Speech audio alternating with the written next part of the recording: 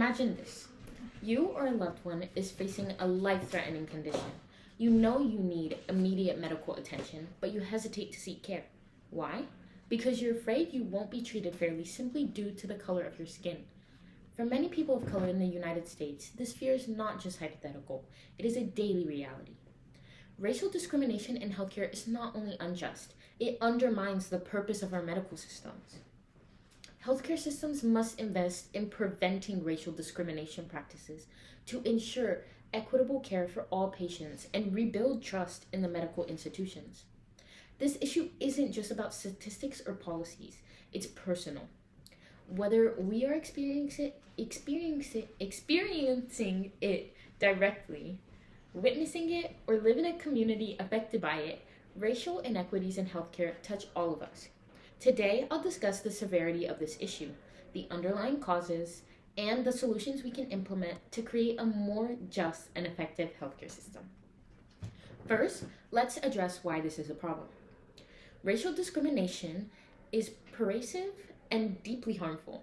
A recent study by Rue and colleagues revealed a disturbing link between discrimination in healthcare settings and mental health. Patients who experienced racial bias reported significantly higher rates of anxiety and depression. Imagine seeking help for one condition only to leave with another, caused by the very people who are meant to care for you. Moreover, this issue extends beyond mental health.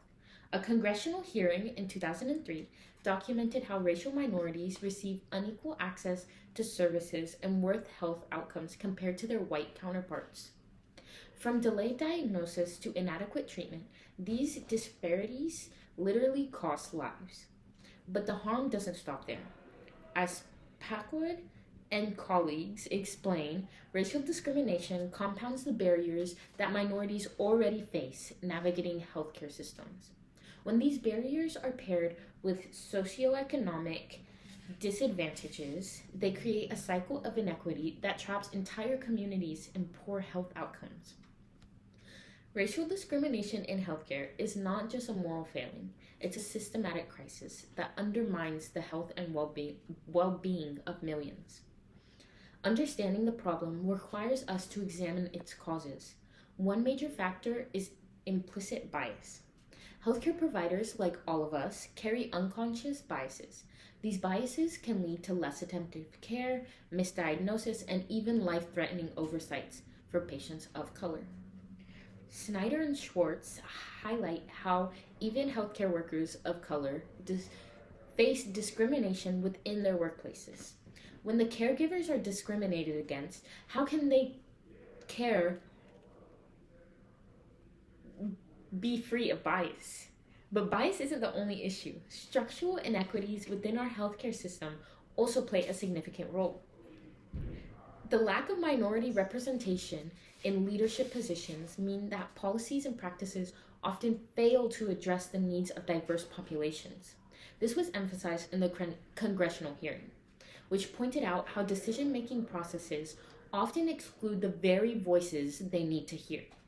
Furthermore, systematic barriers such as economic inequality and residential segregation exacerbate disparities.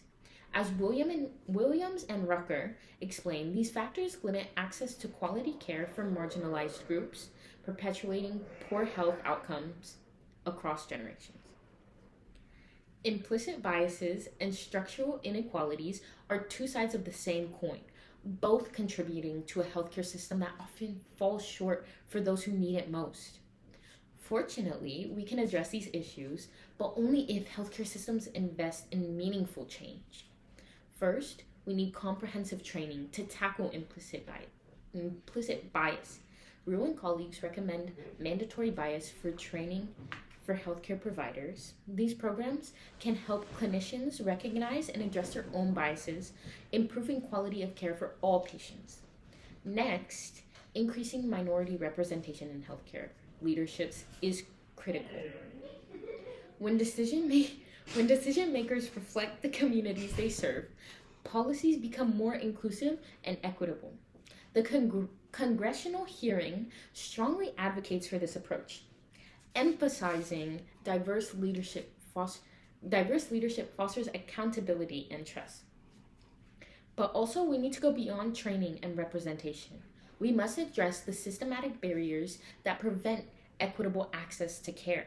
This includes targeting the social determinants of health factors like income, education, and housing that disproportionately affect marginalized groups. PACWAD suggests that supporting these communities with tailored interventions can help reduce disparities and improve outcomes. Lastly, community-based programs can play a vital role in building trust between healthcare providers and minority populations.